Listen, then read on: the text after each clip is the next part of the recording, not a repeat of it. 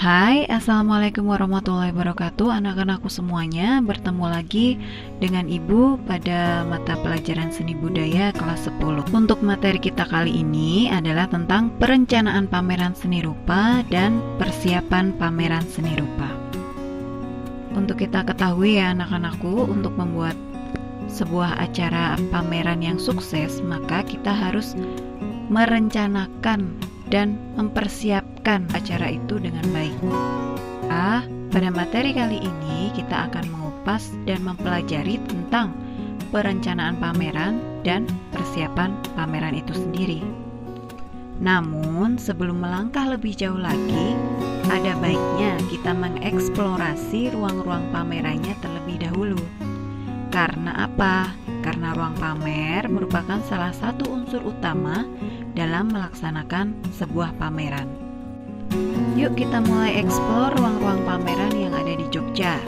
Nah, kebetulan di Jogja ini ada banyak sekali galeri maupun ruang-ruang alternatif untuk melaksanakan pameran.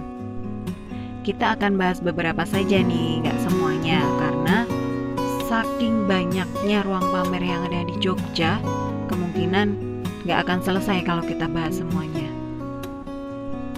Oke, untuk galeri kita akan membahas Jogja Gallery, Galeri Sono Budoyo, Jogja National Museum, Taman Budaya Yogyakarta, Bentara Budaya Yogyakarta, dan Tembi Rumah Budaya. Nah, untuk ruang alternatif atau art space, kita akan bahas Cemeti Art Space, Langgeng Art Foundation, Sangkring Art Space, Mes 56, Pendapa Art Space, dan Kedai Kebun Forum atau KKF. Untuk galeri yang ada di lingkungan sekolah, kita akan bahas 1. Galeri Katamsi Institut Seni Indonesia, Galeri FBS UNY, lalu yang terakhir ada Galeri SMSR atau Sekolah Menengah Seni Rupa. Ya, langsung saja ya untuk Jogja Gallery.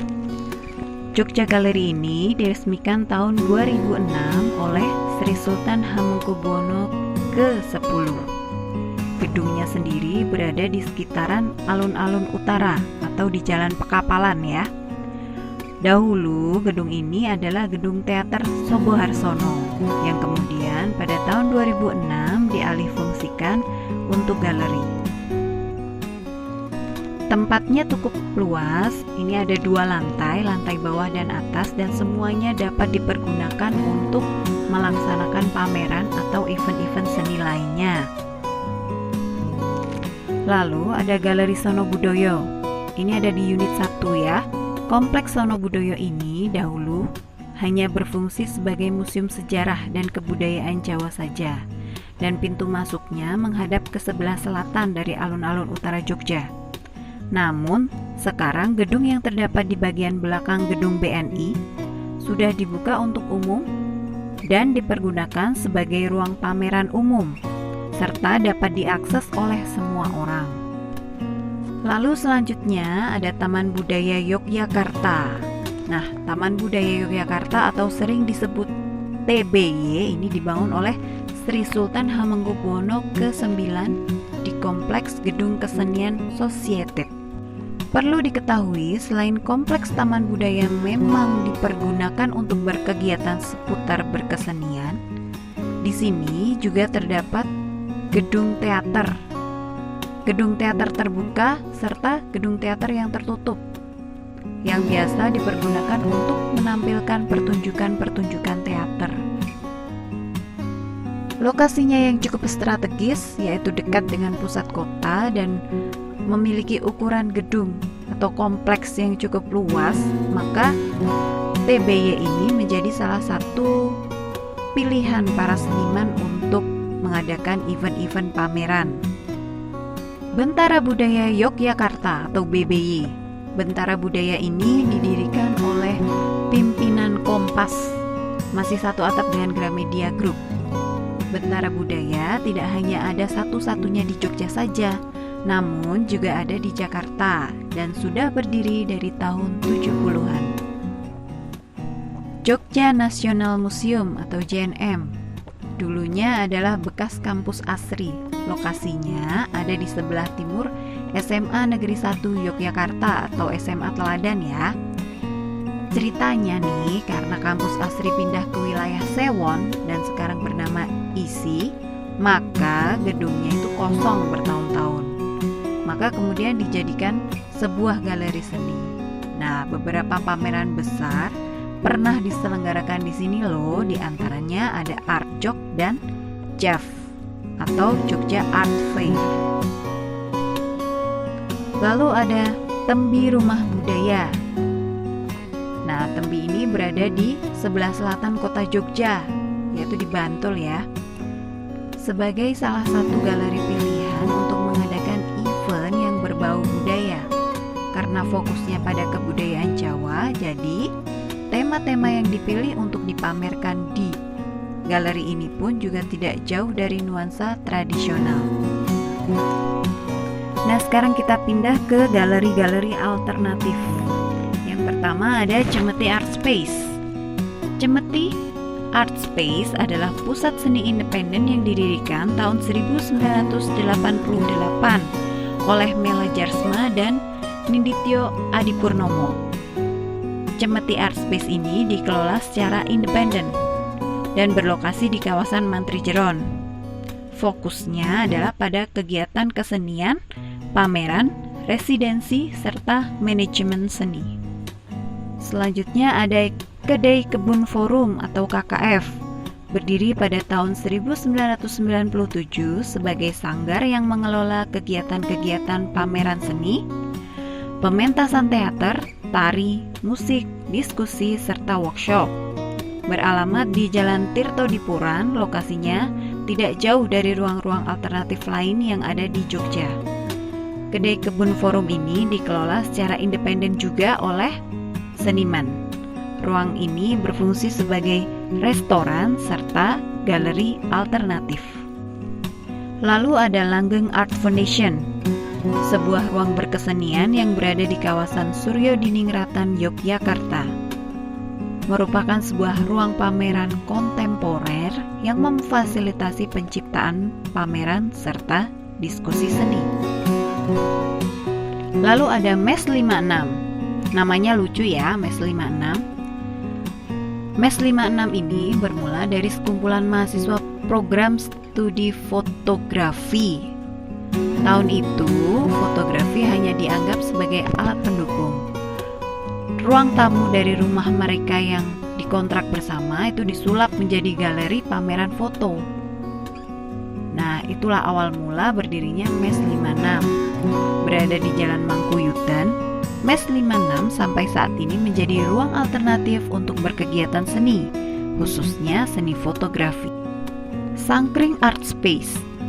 Sangkring Art Space ini didirikan di daerah Niti Prayan sebelah pinggir barat kota Yogyakarta pada tahun 2007 oleh seorang seniman Bali. Lokasinya tidak berada di pusat kota, namun merupakan salah satu ruang pamer yang cukup representatif. Banyak seniman yang memilih Sangkring sebagai tempat berpameran karena lokasinya yang cukup luas.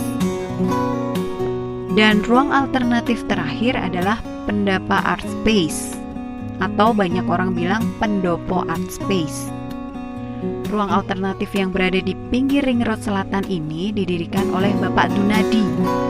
Perlu diketahui ya, Bapak Dunadi ini adalah seorang seniman patung yang cukup terkenal asal Jogja. Nah, Pendapa Art Space ini menjadi ruang berkesenian yang siap mewadai kegiatan-kegiatan berkesenian para apresiator seni. Galeri yang terakhir yaitu galeri yang berada di lingkungan sekolah atau di lingkungan akademisi. Nah, galeri yang berada di lingkungan sekolah ini biasanya lokasinya masih satu kompleks dengan sekolah tersebut. Fungsinya pun adalah untuk mewadai siswa-siswinya untuk berapresiasi. Dan tidak semua sekolah memiliki galeri loh. Di sini ada 3 galeri yang Ibu pilih, yaitu yang pertama ada Galeri Katamsi Institut Seni Indonesia, ada Galeri Fakultas Bahasa dan Seni Universitas Negeri Yogyakarta, lalu ada Galeri Sekolah Menengah Seni Rupa. Nah, sekarang sudah bisa membedakan ya bedanya galeri dan ruang-ruang alternatif. Kalau galeri biasanya dikelola oleh pemerintah atau suatu wadah tertentu. Sedangkan ruang alternatif biasanya dikelola oleh independen. Baik seniman maupun dari segi tempat pun juga berbeda. Kalau galeri biasanya memang disediakan khusus, memang dibangun khusus untuk mewadahi event-event seni. Sedangkan ruang alternatif adalah sebuah ruang yang direspons sedemikian rupa untuk menjadi tempat berkegiatan kesenian. Oke, cukup ya jalan-jalan kita ke galeri-galeri dan ruang alternatif seni kali ini.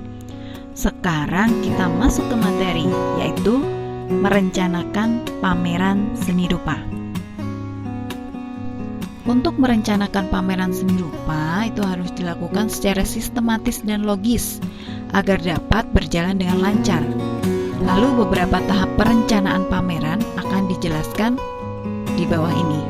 Yang pertama, kita harus menentukan tujuannya terlebih dahulu. Apakah pameran yang akan dibuat itu bertujuan komersil atau pameran dengan isu-isu sosial kemanusiaan dan lain sebagainya. Kita harus tentukan itu di awal. Lalu yang kedua adalah menentukan tema pameran. Nah, penentuan tema pameran ini berfungsi untuk memperjelas tujuan yang ingin dicapai.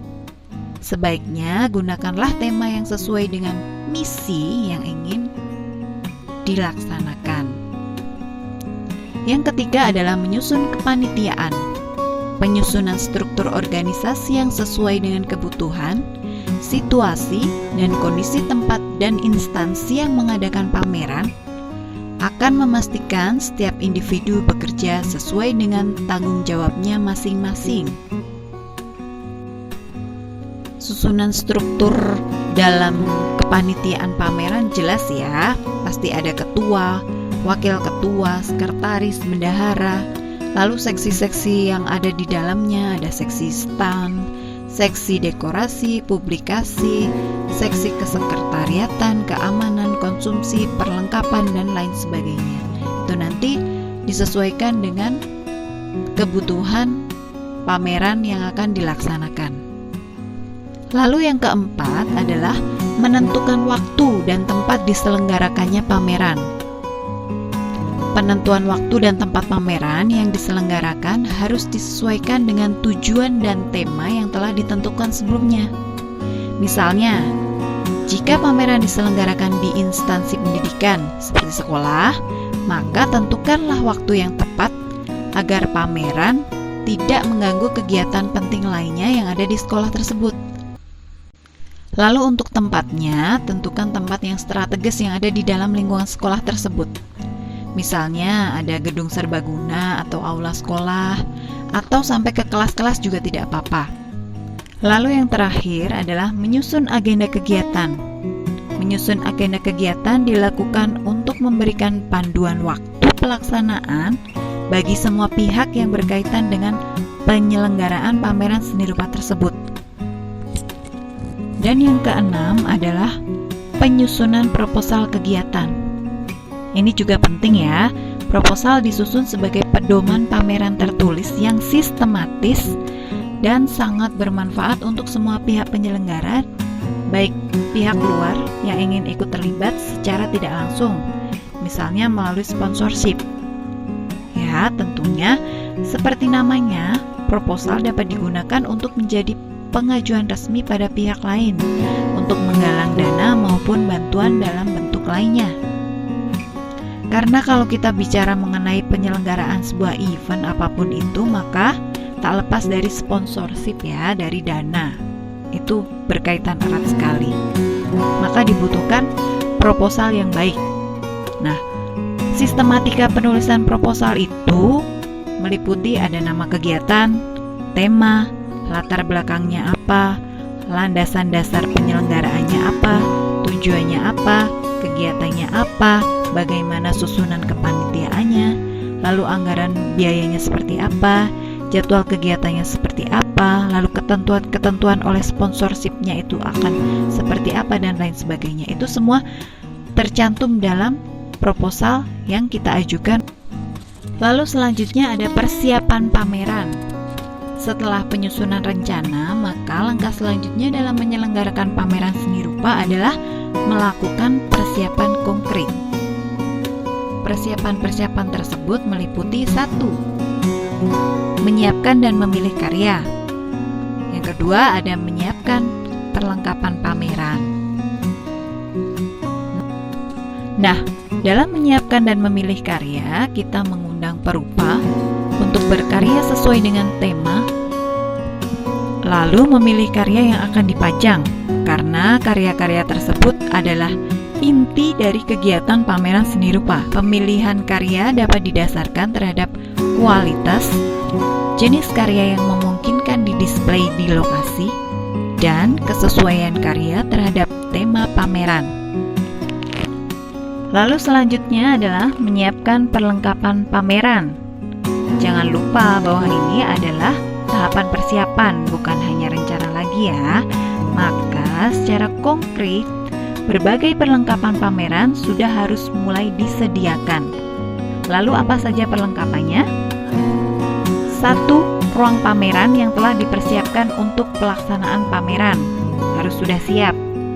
Yang kedua adalah sekat partisi atau panel. Sekat ini berfungsi untuk menata karya berdasarkan jenis atau temanya. Nah, ini juga dapat digunakan sebagai pengatur aliran pengunjung ya.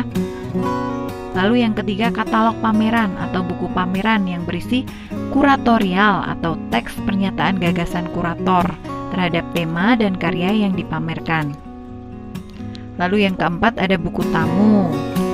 Ini biasanya ada di depan, ada di bagian penerima tamu ya. Lalu yang kelima itu adalah pencahayaan.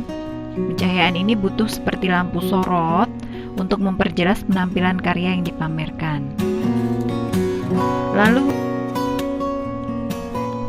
Lalu yang keenam ada media promosi seperti poster, X-banner, baliho, brosur, dan media penunjang display lainnya. Lalu terkadang beberapa pameran juga biasanya menampilkan seni instalasi untuk mengganti penunjang display ini.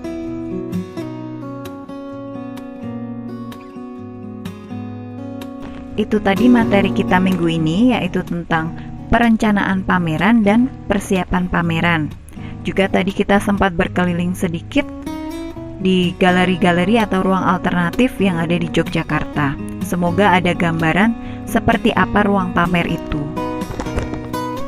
Untuk selanjutnya, Ibu memberikan tugas membuat poster pameran berukuran A4 yang akan anak-anak selenggarakan. Ini ceritanya kalian akan menyelenggarakan pameran seni rupa ya, jadi harus membuat posternya. Lalu poster tersebut harus memuat 1. Tema pamerannya, 2. Siapa senimannya, 3. Tanggal pelaksanaannya, yang keempat, kapan waktu pembukaannya, dan yang kelima, di mana tempat dilaksanakan pameran tersebut. Nah, untuk siapa senimannya itu boleh nama kalian sendiri. Setelah itu penugasan dapat dikumpulkan melalui Google Classroom. Ibu rasa cukup untuk materi kita kali ini. Di pertemuan mendatang kita akan membahas tentang pelaksanaan pameran. Sampai jumpa di pertemuan berikutnya. Ibu akhiri. Wassalamualaikum warahmatullahi wabarakatuh.